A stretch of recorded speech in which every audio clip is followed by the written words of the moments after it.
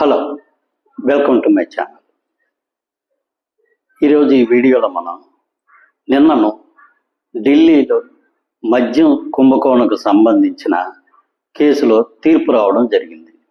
ఈ తీర్పులోనే కోర్టు వారు అసలు ఈ కేసులోని ఏమాత్రం పసలేదు, అసలు దీనికి విచారణ అర్హత లేదు, కనీసం ప్రాథమిక సాక్ష్యాధారాలు కూడా ఇక్కడ సిబిఐ వారు సమర్పించిన ఛార్జ్షీట్లో ఎక్కడా లేవు. ఛార్జ్షీట్కి మాత్రం కొన్ని వేల పేజీలు సమర్పించారు. ఈ వేల పేజీల్లోనే ఎక్కడ కూడా చిన్న సాక్ష్యము ఆధారాన్ని కూడా సరైన పద్ధతిలో వారు సమర్పించలేకపోయారు. కాబట్టి ఈ కేసు కొట్టివేస్తున్నానని చెప్పి ఈ కేసులో నిందితులుగా ఉన్నటువంటి దాదాపు 23 మంది మీద క్లీన్ చిట్ ఇవ్వడం జరిగింది. దీనిలో తెలంగాణకు సంబంధించిన శ్రీమతి కల్వకుంట్ల కవిత గారు కూడా ఉన్నారు. ఇక్కడ ఆవిడ విడుదలైన సందర్భంగా కొంతవరకు ఆమె సోదరుడైనటువంటి శ్రీ కేటీఆర్ గారు ట్విట్టర్ ద్వారా ఒక ట్వీట్ చేయడం జరిగింది. దీనికి సంబంధించి మనం కొద్దిగా విశ్లేషణ ఈ వీడియోలో చేసుకుందాం. ఇక్కడ కేటీఆర్ ఏ విధమైన ట్వీట్ చేశారంటే, ఈరోజు కవిత గారి మీద ఒక తప్పుడు కేసును పెట్టడం వల్ల 2023 ఎన్నికల్లో అది బీఆర్ఎస్కి చాలా వరకు వ్యతిరేకత తీసుకురావడంతో అసెంబ్లీ ఎన్నికల్లోనే ఓడిపోవడం జరిగింది అని ఆయన ట్వీట్ పెట్టారు. కానీ దీనికి ప్రతిస్పందనగా శ్రీమతి కవిత గారు అసలు నా అరెస్ట్కి బీఆర్ఎస్ పార్టీ ఓడిపోవడానికి ఏ విధమైన సంబంధాలు లేవు, ఇక్కడ నేను జైల్లో ఉన్నంతకాలం నాకు కొంతమంది తెలంగాణ జాగృతి కార్యకర్తలే ఉపయోగకరమైన పనులు చేశారు తప్ప బీఆర్ఎస్ తరపు నుంచి నాకు ఏ విధమైన సహాయ సహకారాలు అందలేదు. ఇక్కడ బీఆర్ఎస్ ఓడిపోవడానికి ఇప్పటికి కూడా వాళ్ళు సరైన కారణాలు తెలుసుకోలేకపోతున్నారు.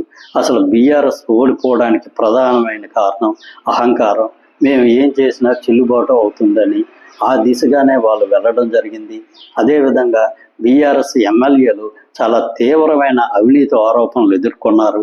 అటువంటి అవినీతి ఆరోపణలు ఎదుర్కొన్న ఎమ్మెల్యేలందరికీ కూడా మరల సీట్లు ఇవ్వడం జరిగింది. దీనితో ఎమ్మెల్యేల మీద ఉన్న వ్యతిరేకత వల్ల బీఆర్ఎస్ పార్టీ ఓడిపోయింది తప్ప నేను అరెస్ట్ కావడం వల్ల బీఆర్ఎస్ పార్టీకి ఏ విధంగానూ నష్టం జరగలేదని ఆవిడ ప్రతిస్పందించారు. ఇక్కడ ఈ అన్నా చెల్లెళ్ళ మధ్య ఇలా వాదోపవాదాలు జరగడం అనేది బీఆర్ఎస్ పార్టీకి అంత సానుకూలత తీసుకొచ్చే అవకాశం లేదు. కాబట్టి ఇప్పటికైనా సరే అనవసరమైన విషయాల జోలికి వెళ్లకుండా ఇక్కడ కల్వకుంట్ల కవిత గారు అదేవిధంగా కేటీఆర్ గారు కూర్చొని వారి మధ్య ఉన్న సమస్యల్ని సామరస్యపూర్వకంగా పరిష్కరించుకుంటే అది ఆ పార్టీకి భవిష్యత్తులో ఉపయోగకరంగా ఉండే అవకాశం ఉంది.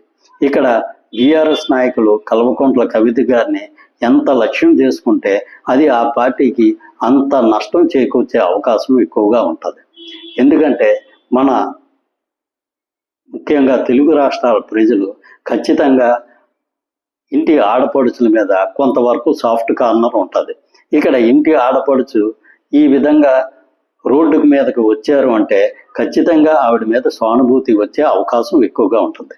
కాబట్టి బీఆర్ఎస్ పార్టీ ఈ దిశగా ఆలోచన చేసి భవిష్యత్తులోనే తెలంగాణ జాగృతి నుంచి ఏ విధమైన అడ్డంకులు లేకుండా వారి మధ్య ఉన్న సమస్యలను పరిష్కరించుకుంటే అది ఆ పార్టీకి చాలా వరకు ఉపయోగకరంగా ఉండే అవకాశం ఉంది.